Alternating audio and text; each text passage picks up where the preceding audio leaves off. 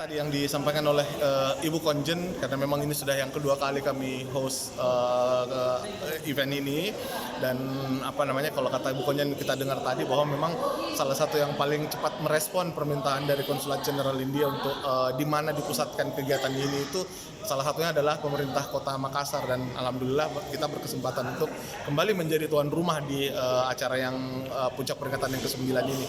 Harapannya sama tadi yang kami sampaikan di press con bahwa isu-isu kesehatan ini juga merupakan concern utama dari pemerintah Kota Makassar.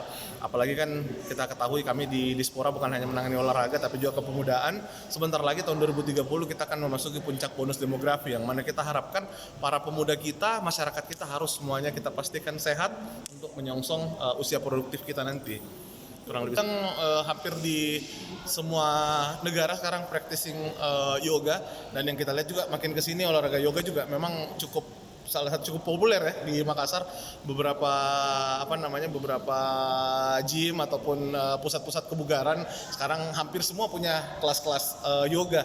Pun juga kita jalan di beberapa hotel-hotel, mereka juga dan sekitarnya itu yang mereka harapkan di surat yang mereka.